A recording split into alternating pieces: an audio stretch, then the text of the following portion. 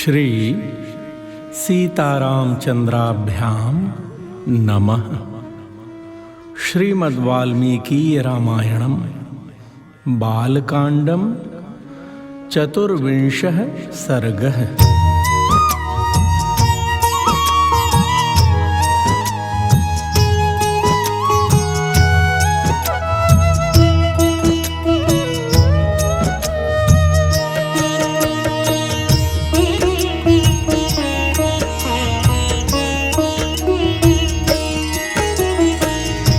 श्री राम जय राम जय जय राम। श्री राम जय राम जय जय राम। श्री राम जय राम जय जय राम। श्री राम जय राम जय जय राम। श्री राम जय राम जय जय राम। श्री राम जय राम जय जय राम। श्री राम जय राम जय जय राम। श्री राम जय राम जय जय राम। श्री राम जय राम जय जय राम। श्री राम जय राम जय जय राम। श्री राम जय राम जय जय राम। श्री सीतारामचंद्राभ्याम नमः। श्रीमद्वाल्मीकी रामायणम बालकांडम चतुर्विंशः सर्गः। श्री राम जी और लक्ष्मण जी का गंगा पार होते समय विश्वामित्र जी से जल में उठती हुई तुमुल ध्वनि के विषय में प्रश्न करना, विश्वामित्र जी का उन्हें इसका कारण बताना तथा मलद, करूष एवं ताटका वन का परिचय देते हुए इन्हें ताटका वध के लिए आज्ञा प्रदान करना। भक्तजनों, आइए 24वें सर्ग में इस कथा को श्रवण करते हैं। जय सिया राम।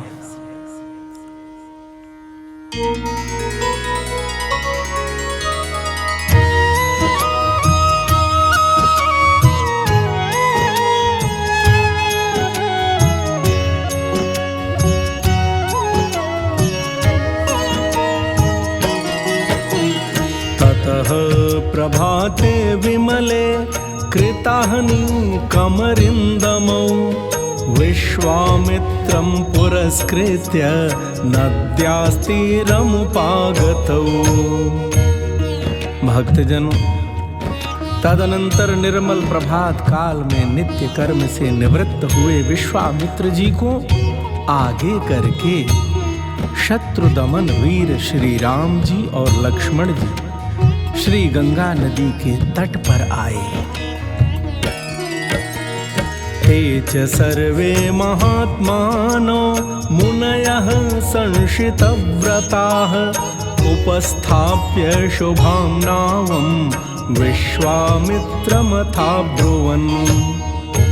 उस समय उत्तम व्रत का पालन करने वाले उन पुण्याश्रम निवासी महात्मा मुनियों ने एक सुंदर नाव मंगवाकर विश्वामित्र जी से कहा,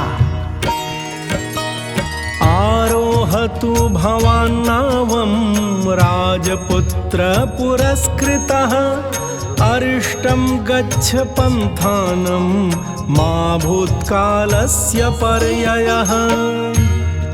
महर्षि, आप इन राजकुमारों को आगे करके इस नाव पर बैठ जाइए और मार्ग को निर्विघ्नता पूर्वक तय कीजिए, जिससे विलंब न हो।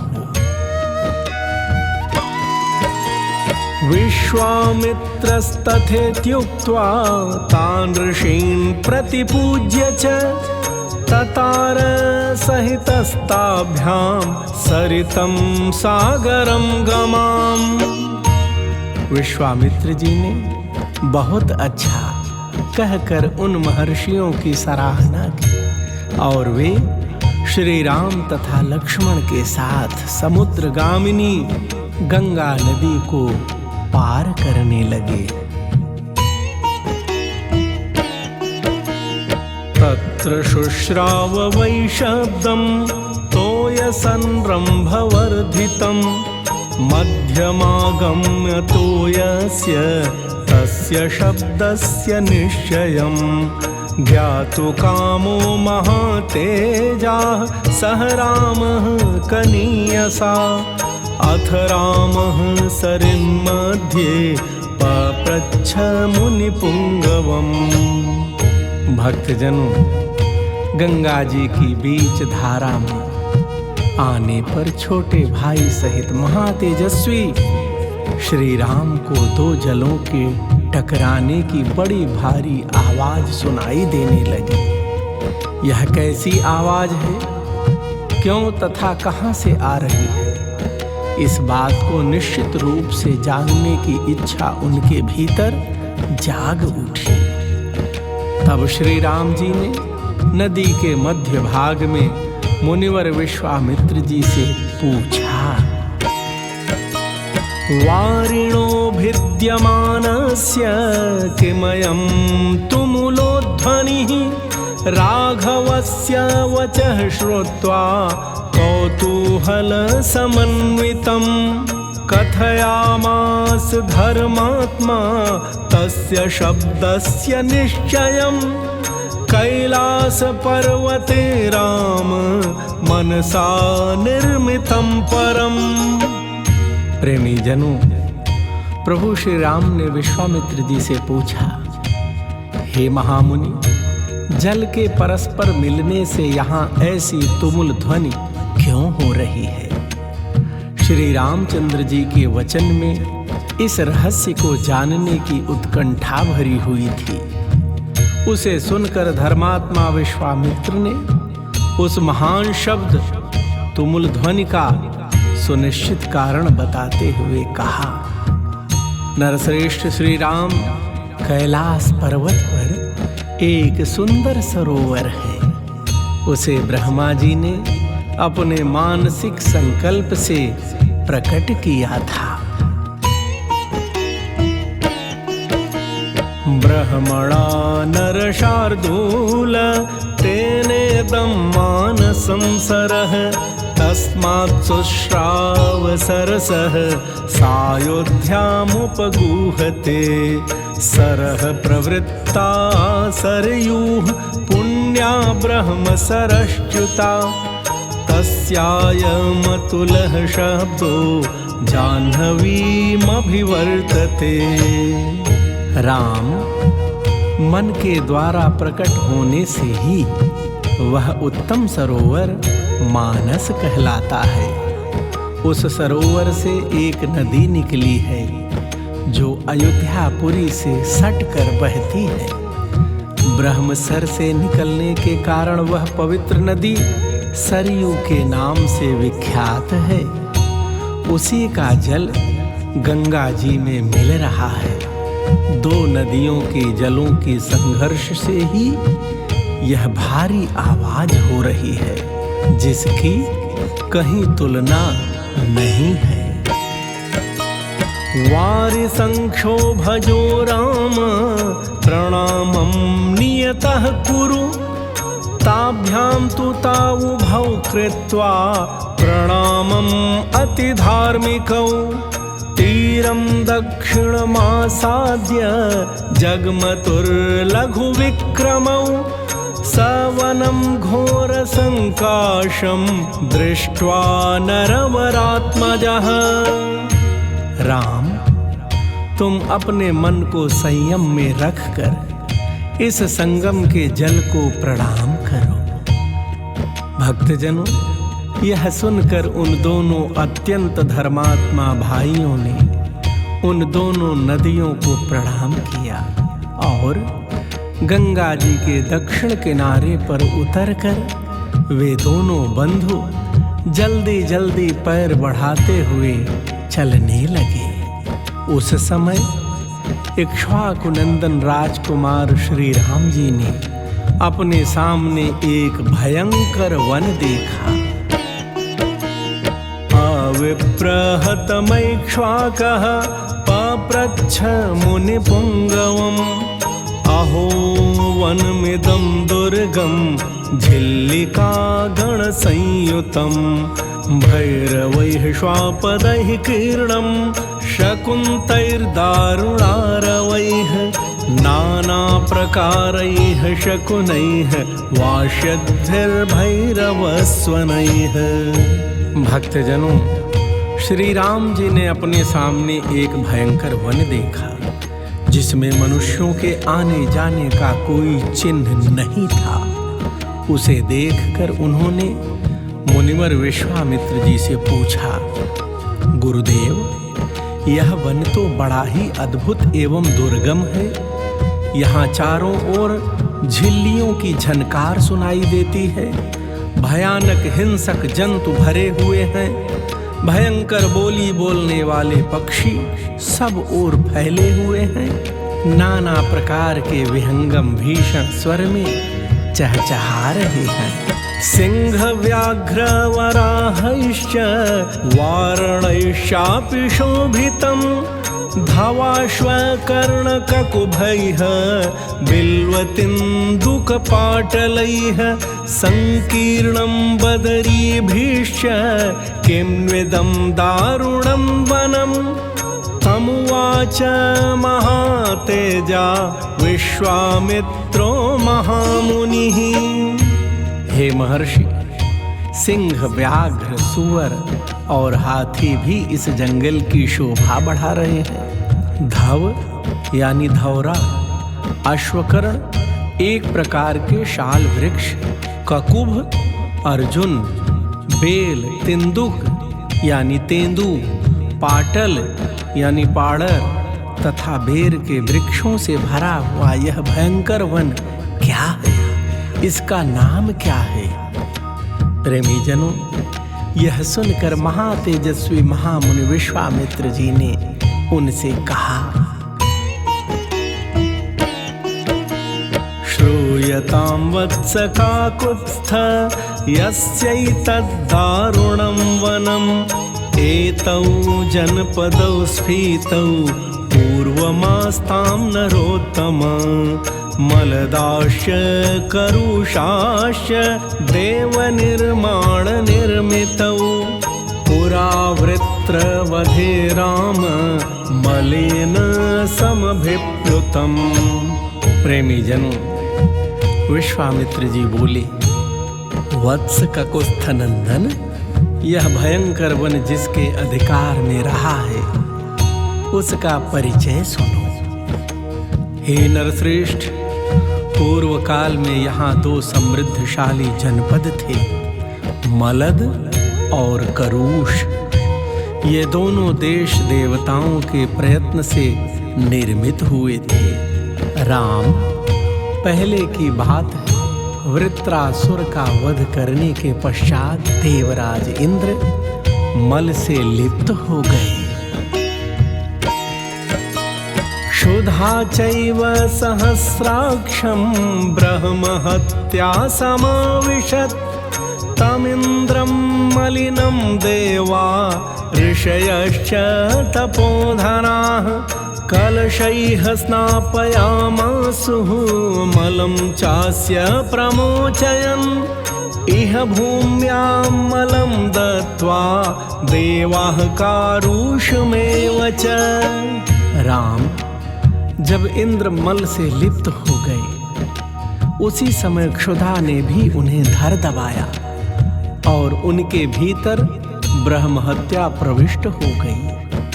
तब देवताओं तथा तपोधन ऋषियों ने मलिन इंद्र को यहाँ गंगा जल से भरे हुए कलशों द्वारा नहलाया तथा उनके मल और कारुष क्षुधा को छुड़ा दिया।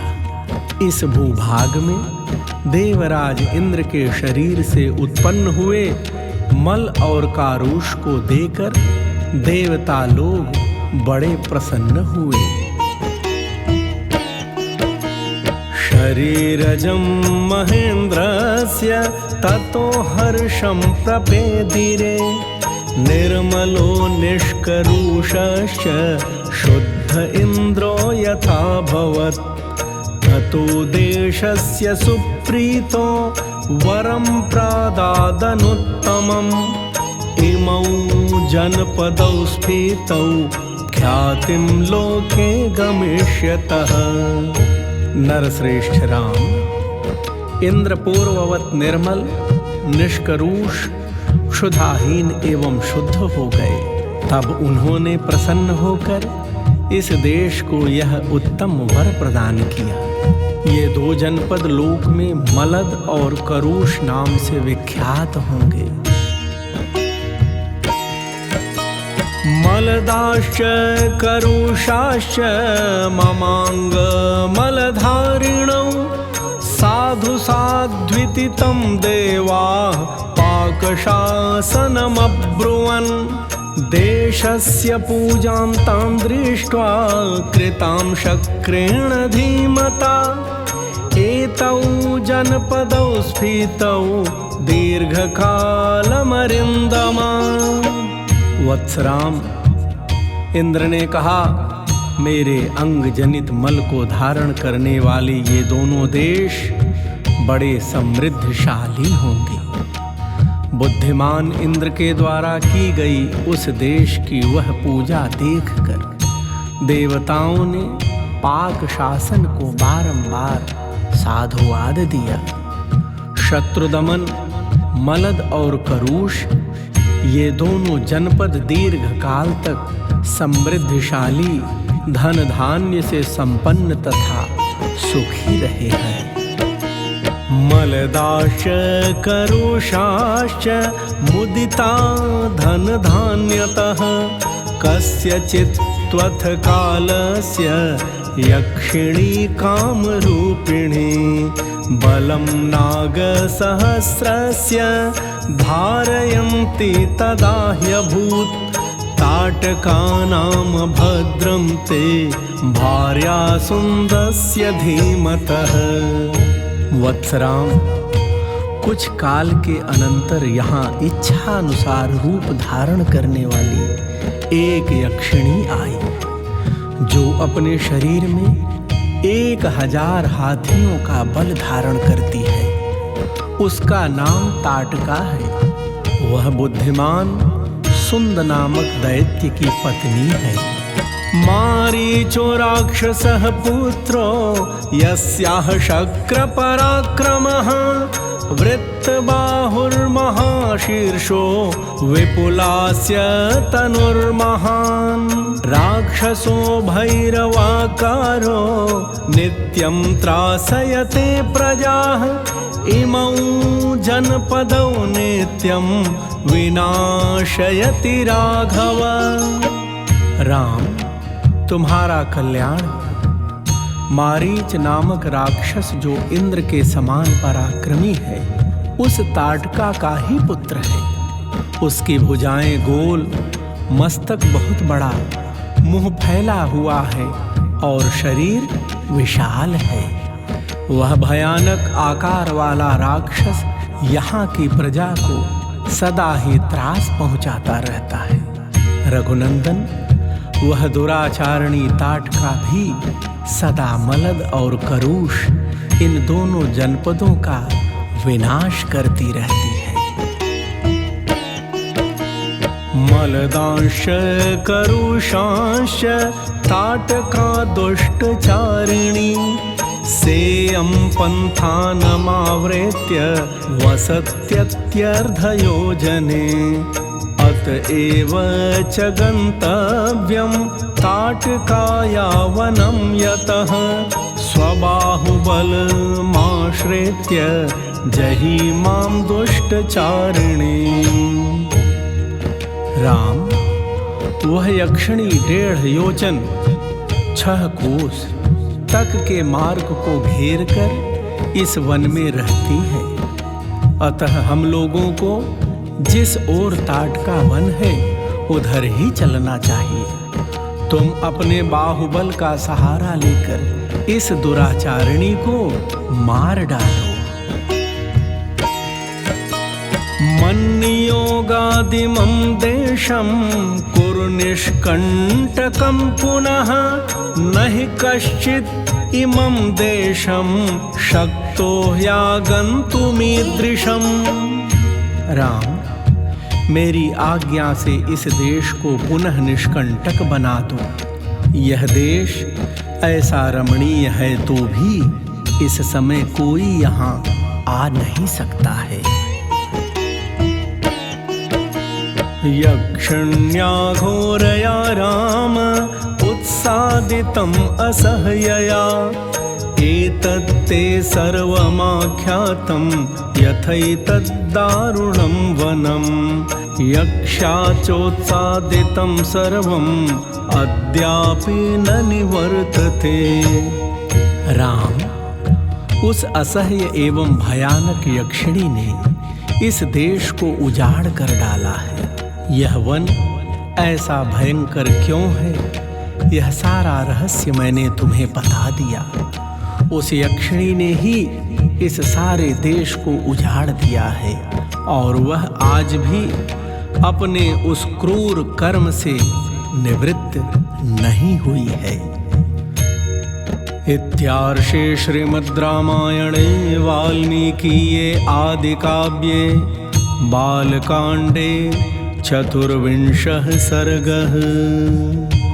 इस प्रकार श्री वाल्मीकि निर्मित आर्ष रामायण आदि काव्य के बालकांड में 24वां सर्ग पूरा हुआ। भगवान श्री सीताराम सरकार आप सबका कल्याण करें। जय सिया राम।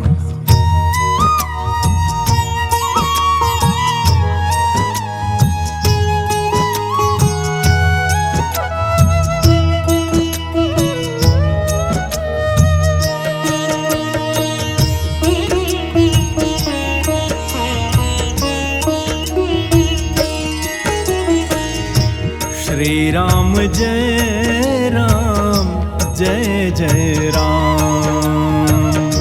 श्री राम जय राम जय जय राम। श्री राम जय राम जय जय राम। श्री राम जय राम जय जय राम। श्री राम जय राम जय जय राम। श्री राम जय राम जय जय राम।